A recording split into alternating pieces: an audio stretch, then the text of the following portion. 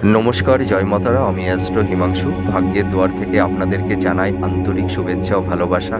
আশা করি ঈশ্বরের কৃপায় আপনারা সকলেই সুস্থ আছেন, ভালো আছেন। আজ আমি আরেকটি নতুন টপিকস নিয়ে আপনাদের সামনে চলে এলাম। সেটি হচ্ছে পিতৃদোষ। এই পিতৃদোষের কথা আপনারা কম বেশি অনেকেই শুনেছেন যে পিতৃদোষ মানুষের জীবনে নানা রকমের সমস্যা, স্ট্রাগেল, বাধা বিপত্তি তৈরি করে দেয়। এটা সত্যি কথা, কিন্তু যেখানে সমস্যা আছে সেখানেই তার আবার সমাধান লুকিয়ে আছে। তা পিতৃদোষ মানুষের জীবনে নেগেটিভ ভাইবস তৈরি করে দেয়, এটি চিরসত্য। তবুও আমি একটা কথা বলতে পারি যে পিতৃদোষ কিন্তু গ্রহের গোচর বা ট্রানজিস্টের ওপর ভিত্তি করেই পিতৃদোষ তৈরি হয়।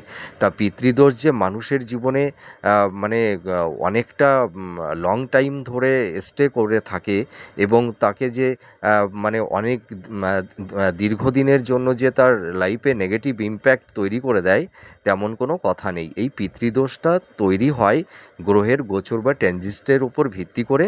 তাই এই যে পিতৃদোষের নেগেটিভ ভাইবসটা, এটা মানুষের শর্ট টার্মের জন্য লং স্টে করে না, ঠিক আছে।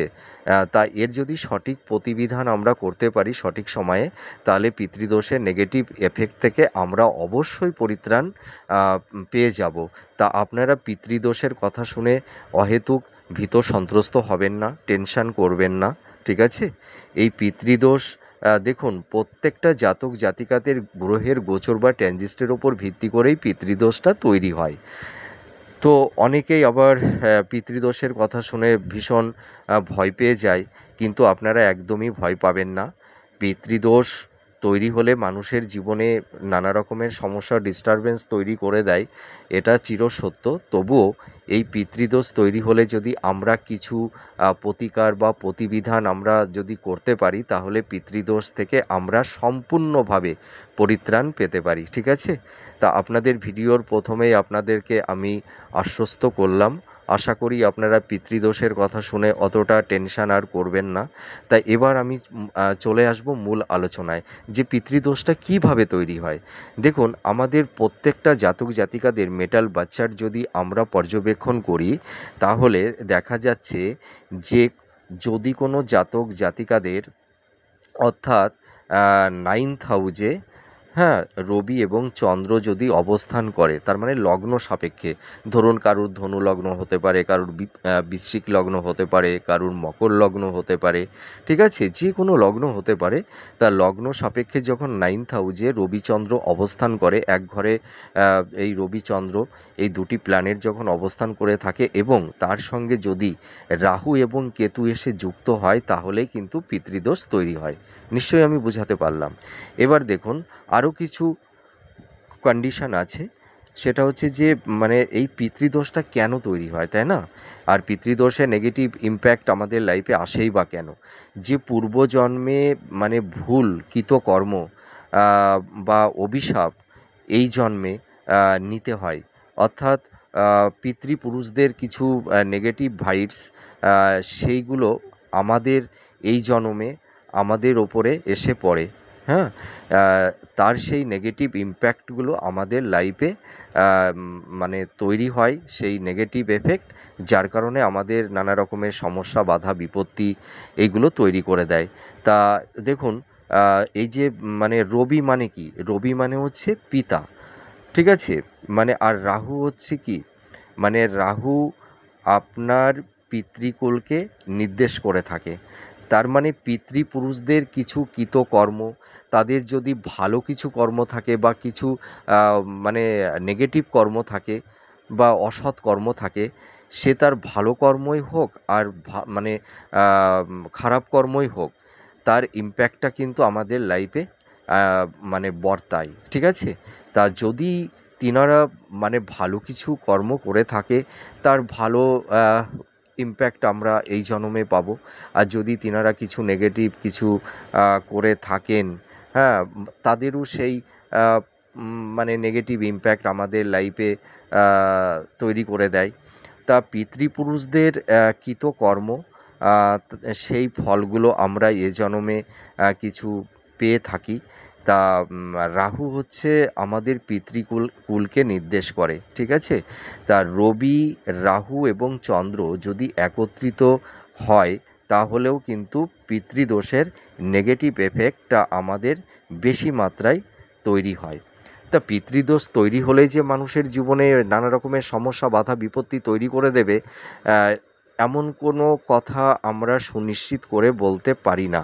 সেটা হাউজের উপরে ডিপেন্ড করে। হ্যাঁ, কিছু কিছু হাউজ আছে, যখন ধরুন রবিচন্দ্র বা রবিচন্দ্রের সঙ্গে বা রাহু, হ্যাঁ, অনেক সময় বা কেতু যুক্ত হয়ে যায়, সেটা হাউজের উপরে ডিপেন্ড করে, ঠিক আছে। হয়তো পিতৃদোষ তৈরি হলে কারোর একটু বেশি নেগেটিভ ভাইবস তৈরি হয়, কারোর আবার হয়তো মানে নেগেটিভ ভাইবসটা একটু কম মাত্রায় তৈরি হয়। এটাই হচ্ছে মূল ব্যাপার। তো এবার দেখুন, আপনাদের আমি মোটামুটি সব ডিটেলস বোঝানোর চেষ্টা করব এই ভিডিওতে। তো পিতৃদোষ সাধারণত মানে দ্বিতীয়ভাবে বা পঞ্চমভাবে, নবমভাবে, দ্বাদশভাবে, অষ্টমভাবে, এই ভাবগুলোকে আমাদের দেখতে হবে, ঠিক আছে। এই সব ভাবগুলিতে যখন রবি, চন্দ্র, রাহু অবস্থান করে থাকবে, তখনই কিন্তু পিতৃদোষের অশুভ দিকটা আমরা বেশি মাত্রায় পাবো, ঠিক আছে। তা হাউসটা দেখতে হবে। ওই যে রবি, রাহু, চন্দ্র বা রবি, চন্দ্র একটা হাউজে বসে আছে, তার মানে আমার জীবনের সব কিছু শেষ হয়ে যাবে, একদমই নয়। আমাদের আগে হাউসটা দেখতে হবে। যে কোনো অভিজ্ঞ অ্যাস্ট্রোলজারকে দেখাতে হবে যে কোন কোন হাউজে অবস্থান করে আছে। তার উপর ভিত্তি করে আমাদের জীবনে হয়তো নেগেটিভ ইম্প্যাক্টটা একটু বেশি মাত্রায় তৈরি হয়, বা কারুর ক্ষেত্রে একটু নেগেটিভ ইম্প্যাক্ট একটু কম মাত্রায় তৈরি হয়, ঠিক আছে। তো এইগুলো আমাদের দেখতে হবে, হ্যাঁ। আর দ্বিতীয়ত, ধরুন আমাদের এই যে 12টি রাশির 12টি ভাব, এই 12টি ভাবের মধ্যে দেখতে হবে যে তার মধ্যে মানে কোনো একটি ভাব যদি রবি এবং রাহু, ঠিক আছে, দেখা যাচ্ছে কোনো একটা হাউজে ধরুন কোণ করে অবস্থান করে আছে, বা দেখা যাচ্ছে যে রাহুর দৃষ্টি রবির ওপরে আছে, তাহলেও আবার অনেক সময় পিতৃদোষ তৈরি করে দেয়, ঠিক আছে। আবার দেখা যায় যে ভাগ্যস্থান মানে 9th হাউস। তা ভাগ্যস্থানে আমাদের মানে পিতার বিচার করে থাকি আমরা, পিতার থেকে কতটা সাপোর্ট পাবো, হেল্প পাবো, সহযোগিতা পাবো, ঠিক আছে। এইটা বিচার করে থাকি, পিতার হেলথের জায়গাটি কতটা বেটার থাকবে। তা ভাগ্যভাবে যখন মানে 9th হাউজে, মানে 9th হাউজের লর্ড, ঠিক আছে, তার সঙ্গে যদি রবি রাহু সঙ্গে যুক্ত হয়ে থাকে, হ্যাঁ, মানে 9th হাউজের লর্ড যদি রবি রাহুর সঙ্গে যুক্ত হয়ে যায়, অর্থাৎ ভাগ্যপতি যদি কেতুর সঙ্গে, হ্যাঁ, বিশেষ করে ষষ্ঠভাবে, দ্বাদশভাবে, এই ভাবগুলোতে যদি অবস্থান করে থাকে, তাহলে কিন্তু পিতৃদোষের নেগেটিভ এফেক্টগুলি আমাদের জীবনে তৈরি করে দেয়, ঠিক আছে। তা এই যে পিতৃদোষ তৈরি হলে আমাদের জীবনে কোন কোন নেগেটিভ দিক আমাদের লাইফে তৈরি করে দেয়, বা আমাদের জীবনে কি কি অশুভত্ব তৈরি করে দেয়, সেইটাই আমি এবার আলোচনা করব। তা দেখুন, এই পিতৃদোষ যখন তৈরি হয়, তখন মানুষের নেগেটিভ ইম্প্যাক্টটা কী তৈরি করে দেয় জানেন?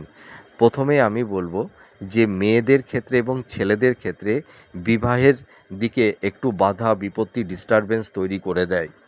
হয়তো অনেক সময় দেখা যায় যে সঠিক সময়ে ছেলে মেয়ের বিবাহ হতে চায় না, বা বিবাহের ক্ষেত্রে নানা রকমের বাধা, বিপত্তি তৈরি করে দেয়। অনেক সময় বিবাহটা ভেঙে যায়। এই ধরনের সমস্যা অনেক সময় তৈরি হয়ে যায়। আবার দেখা যায় যে পারিবারিক সাংসারিক জীবনে কলহ, বিবাদ, অশান্তি, একটা পারিবারিক মানে সাংসারিক জীবনের যে একটা সুখ শান্তি, ঠিক আছে, সেই সুখ শান্তিটা অনেক অংশে বিঘ্নিত হয়। পরিবারের সদস্যদের মধ্যে সেই সম্প্রীতি, ভালোবাসার বন্ধনটা থাকে না। হ্যাঁ, পরিবারের সদস্য, পিতা মাতা, সন্তান, তাদের মধ্যে একটা মেন্টাল ডিস্টেন্স, একটা সংঘাত বা মনোমালিন্য, এই ধরনের তিক্ততা, পরিবেশ, পরিস্থিতি অনেক সময় তৈরি করে দেয়।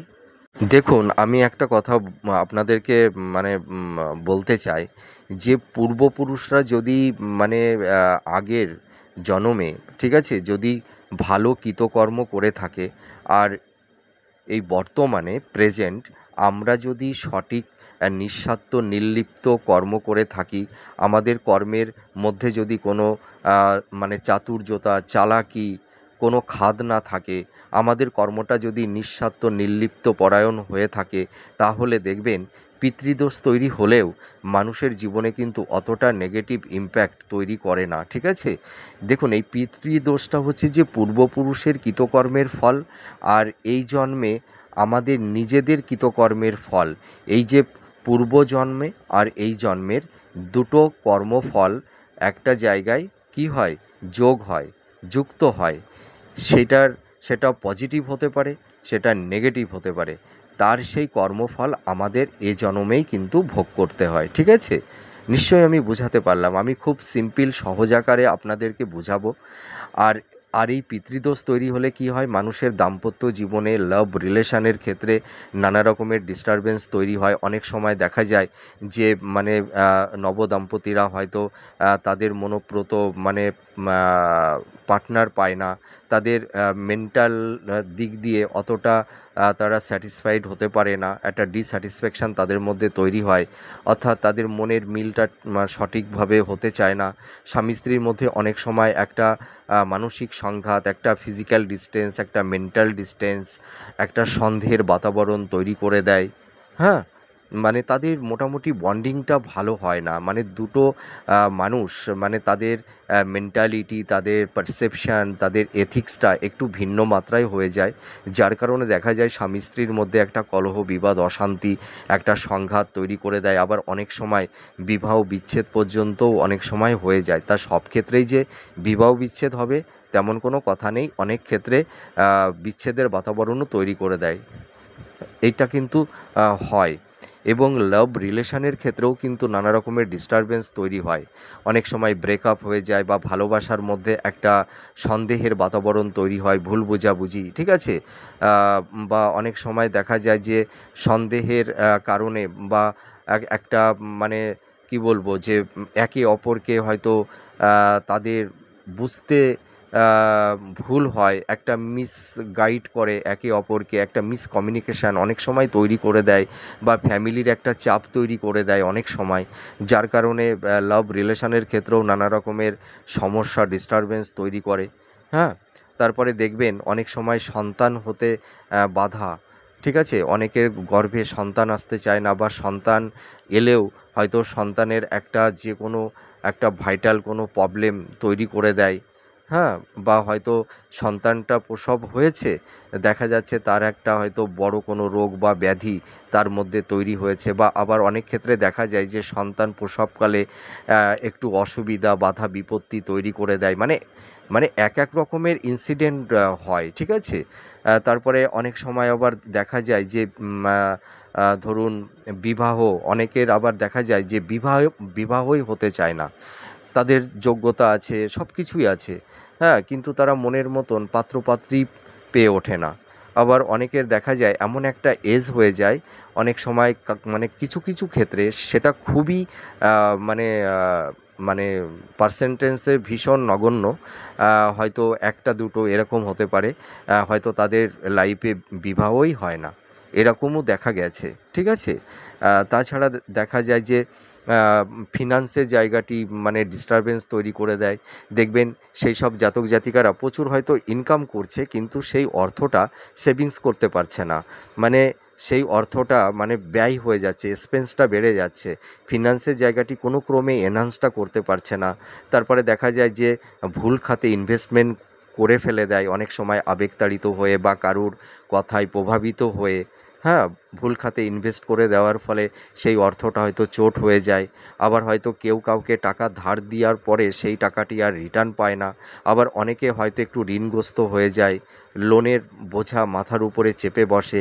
মানে মানে এক একজনের এক এক রকমের ইনসিডেন্ট, ঘটনা ঘটতে থাকে। তারপরে দেখা যায় হঠাৎ আকস্মিক কারুর হয়তো দুর্ঘটনা, বা ধরুন বড় ধরনের কোনো সার্জারি বা অপারেশন, হ্যাঁ, এই ধরনের সমস্যা তৈরি করে দেয়। আবার কিছু কিছু জাতক জাতিকাদের মধ্যে দেখা যায় যে আত্মহত্যা করার একটা টেন্ডেন্সি, একটা মেন্টালিটি তৈরি হয় অনেক সময়। হ্যাঁ, তারপরে আবার দেখা যায় যে আপনারা ধরুন মানে যাদের এই পিতৃদোষটা তৈরি হয় তাদের ভাগ্যের সাপোর্টটা পায় না, তাদের কর্মক্ষেত্রে মানে কনসিস্টেন্সিটা থাকে না, ধারাবাহিকতা থাকে না, আপস অ্যান্ড ডাউনের মধ্যে দিয়ে তাদের চলতে হয়। ঠিক আছে, তাদের বিশেষ করে দেখা যায় যারা কম্পিটিটর আছেন, যারা চাকরি বাকরির চেষ্টা করছেন, হ্যাঁ, তাদের কর্মক্ষেত্রে নানা রকমের বাধা বিপত্তি বা কর্মস্থলে নানা রকমের গুপ্ত শত্রু তৈরি হচ্ছে, বা আপনাদের কলিগদের সঙ্গে আপনাদের মেন্টাল একটা ম্যাচ করছে না, হ্যাঁ, ও কর্মক্ষেত্রে আপনাদের সেই কর্মটা করতে নানা রকমের বাধা বিপত্তি তৈরি হচ্ছে। আবার দেখা যায় অনেক মানে জাতক জাতিকাদের হয়তো হঠাৎ করে কোনো কর্ম চলে যাওয়া, ঠিক আছে? হয়তো আকস্মিকভাবে কারুর কর্ম চলে যায়, চাকরি চলে যায়, বা অনেকে কর্ম পায় না। এই ধরনের কিছু, কিছু ইনসিডেন্ট তৈরি করে দেয়। তাছাড়া মহিলাদের একটু গাইনোকলি প্রবলেম, তারপরে ওভারিতে সিস্ট, হ্যাঁ? বা হয়তো মানে নারী পুরুষের গুপ্ত অঙ্গে কোনো যৌন ব্যাধি, এই ধরনেরও কিন্তু সমস্যা অনেক সময় তৈরি করে। তারপরে স্কিন সংক্রান্ত ডিজিজ, বিভিন্ন রোগ ব্যাধি অনেক সময় তৈরি করে দেয়। হেলথের জায়গাটি অতটা বেশি ভালো থাকে না। আবার দেখা যায় ভাগ্যের সাপোর্টটা পায় না, ভাগ্যহানি। অনেক সময় দেখা যায় অর্থহানি হয়ে যায়, হ্যাঁ, মানে হয়তো আকস্মিকভাবে প্রচুর অর্থ বেরিয়ে যায়, ঠিক আছে? তারপরে দেখবেন কিছু কিছু জাতক জাতিকাদের দীর্ঘমেয়াদী ব্যাধি তৈরি হয়, হয়তো অনেকে শয্যাশায়ী হয়ে যায়, কিছু কিছু জাতক জাতিকাদের ক্ষেত্রে দেখা গেছে, হ্যাঁ। মানে হেলথের জায়গাটি কিন্তু খুব একটা ভালো যায় না। দেখবেন মানে অকালে চুল পড়ে যাওয়া বা চুল পেকে যাওয়া, মানে হাই ব্লাড প্রেশার, ঠিক আছে? উচ্চ রক্তচাপ, তারপরে দেখা যায় যে সুগার, তারপরে চোখ সংক্রান্ত, পেট সংক্রান্ত, লিভার সংক্রান্ত এই ধরনের প্রবলেম তৈরি করে দেয়। তারপরে অনেকের ক্ষেত্রে আর্থ্রাইটিস, হ্যাঁ, স্পন্ডোলাইটিস এই ধরনের কিন্তু রোগ ব্যাধি অনেক সময় তৈরি করে দেয়। তারপরে দেখা যায় কিছু মানে ধরুন মানে গুপ্ত ব্যাধি এবং মারণ রোগও কারুর কারুর ক্ষেত্রে তৈরি হয়। আবার অনেকের ডায়াবেটিসের এই প্রবলেমগুলো থাকে, হুম? তাই এই রকমের সমস্যাগুলো তৈরি করে দেয় মানুষের জীবনে। মোটামুটি মানে সেই সব জাতক জাতিকাদের মানে মেধা, ট্যালেন্ট, প্রতিভা থাকা সত্ত্বেও তারা লাইফে সেরকম স্টেবিলিটি পায় না। লাইফটাকে সঠিক সময়ে একটা নির্দিষ্ট জায়গায় নিজেদেরকে সেটেলমেন্ট করতে পারে না, ঠিক আছে? ব্যবসা ক্ষেত্রে অনেক সময় অর্থনাশ, অর্থহানি, বিজনেসগুলো ভালো চলে না। প্রফেশনের জায়গাটিতে নানা রকমের ডিস্টারবেন্স দেখা দেয় এই পিতৃদোষগুলো তৈরি হলে। তা এবার পিতৃদোষ তৈরি তো হয়েছে, আমাদের তো নেগেটিভ এফেক্ট, ইমপ্যাক্ট তো তৈরি মানে করে দিয়েছে। তা এই পিতৃদোষ থেকে এবার আমরা কিভাবে পরিত্রাণ পেতে পারি, ঠিক আছে? তা আমরা যদি কোনো অভিজ্ঞ অ্যাস্ট্রোলজারের কাছে গিয়ে যদি আমরা প্রতিবিধান করতে পারি, তাহলে পিতৃদোষ থেকে আমরা সম্পূর্ণভাবে মানে মুক্ত হতে পারি। আর আপনাদের এখানে আমি কিছু ঘরোয়া টোটকা বা উপায় আপনাদেরকে বলবো। যদি আপনারা এইগুলো করতে পারেন তাহলে দেখবেন পিতৃদোষের নেগেটিভ ইমপ্যাক্ট থেকে কিছুটা হলেও আপনারা পরিত্রাণ পাবেন। তা সে কী উপায় সেগুলোই আমি এখন বলবো। তা দেখুন, প্রথম দিকে আমি একটা কথা বলতে পারি, দেখবেন মহালয়ার সময় অনেকে গঙ্গা স্নান করতে যায়, হ্যাঁ? তা আপনারা ওই সময় কী করবেন, মানে ধরুন মাটির প্রদীপ নেবেন, মাটির প্রদীপ জ্বালিয়ে পিতৃপুরুষদের সেই প্রদীপের মানে তাদের প্রতি একটা ভক্তি নিবেদন করবেন, হ্যাঁ, জলে জলে দাঁড়িয়ে। দেখবেন অনেকে মানে এই মহালয়ার সময় গঙ্গাতে যায়, গঙ্গার জলে দাঁড়িয়ে তারা পিতৃপুরুষদের প্রতি একটা শ্রদ্ধা ভক্তি, হ্যাঁ, জানিয়ে আসে, হ্যাঁ, প্রদীপ অর্পণ করবেন, ঠিক আছে? তাহলেও দেখবেন পিতৃদোষের নেগেটিভ ইমপ্যাক্ট থেকে আপনারা অনেকটাই পরিত্রাণ পাবেন। তাছাড়া দেখা যায় যে আমাবস্যার সময় যদি আপনারা নিরামিষ আহার করেন বা কিছু দুস্থ শিশুদেরকে যদি একটু বালক সেবা দিতে পারেন, হ্যাঁ, বা গরিব মানুষদেরকে যদি একটু সহযোগিতা করতে পারেন, একটু হেল্প করতে পারেন, তাহলে দেখবেন আপনাদের অনেকটা সমস্যা মিনিমাইজ হবে। তাছাড়া দেখা যায় আর একটা উপায় আমি বলবো যে আপনারা যদি এটা করতে পারেন, দেখবেন আপনারা একটু আটা ছেনবেন, ঠিক আছে? আটার একটা মানে একটা গোল আম, মানে ওটাকে কি বলে, গোলা বলে তো, আটার একটা মানে রুটি যেটা আমরা বেলি, মানে একটা রুটিতে যতটা আটা লাগে সেই আটা দিয়ে একটা রুটি বেলবেন, ঠিক আছে? সেই রুটির মধ্যে একটু কালো তিল দিয়ে দেবেন। হ্যাঁ, রুটিটা বেলে কালো তিল দিয়ে দেবেন। কালো তিল আর ওই রুটির ওপরে, ওই কাঁচা রুটিটা ওর ওপরে একটু ঘি দিয়ে দেবেন। ঘি দিয়ে ও রুটিটাকে সেঁকবেন, মানে রুটিটা হবে। এবার ওই রুটির মধ্যে কি করবেন আপনারা, একটু আতপ চাল দিয়ে দেবেন, আর একটি আর দুটি কলা দেবেন। হ্যাঁ, ওই যেটাকে বলা হয় কাঁঠালি কলা, যেটা পুজোতে যে কলাটা দেওয়া হয়। এবার ওই রুটিটাকে মুড়বেন।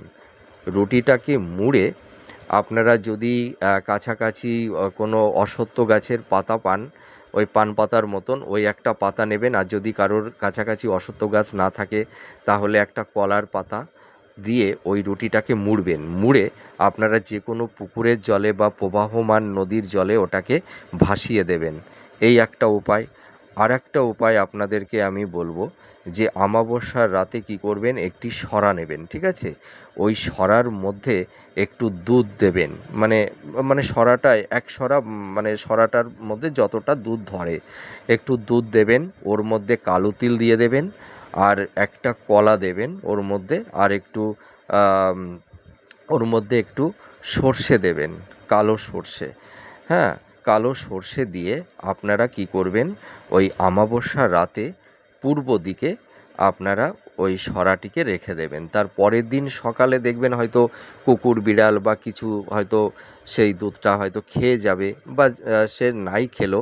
আপনারা কি করবেন, তার পরের দিন ওই যে যেটুকু দুধ বা কলা থাকবে আপনারা যে কোনো গাছের গোড়ায় ওটাকে ফেলে দেবেন। আর ওই যে সরাটা থাকবে, ওই সরাটা যে কোনো পুকুরের জলেই হোক বা প্রবাহমান নদীর জলেই হোক আপনারা ভাসিয়ে দেবেন।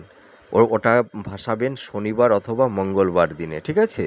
তার পরের দিন দুধটাকে তো আপনারা গাছের গোড়ায় ঢেলে দেবেন, তারপরে সরাটিকে একটা সাইডে রেখে দেবেন। শনিবার অথবা মঙ্গলবার করে, তার মানে আপনারা যদি শুক্রবার করতে পারেন তার মানে তার পরের দিনই আপনারা ওটা দিতে পারবেন। তা এইগুলো যদি ঘরোয়া উপায় আপনারা করতে পারেন তাহলে দেখবেন এই পিতৃপুরুষদের নেগেটিভ ভাইবসগুলো আপনাদের লাইফ থেকে অনেকটাই মিনিমাইজ হবে। হ্যাঁ, তা যাই হোক, আমার ভিডিওটি আপনাদের কতটা ভালো লাগলো আপনারা কমেন্ট করে জানাবেন। আর আপনারা পরবর্তীতে কী ধরনের ভিডিও পেতে চান আমাকে জানাবেন, আমি সেই সব ভিডিওগুলো দেওয়ার চেষ্টা করব। তাহলে আপনারা সুস্থ থাকুন, ভালো থাকুন, আমি ঈশ্বরের কাছে এটাই প্রে করি। আবার পরবর্তী নেক্সট ভিডিওতে নতুন কোনো টপিকস নিয়ে আপনাদের সামনে চলে আসব। তাহলে এখন আসি, নমস্কার, জয় মা তারা।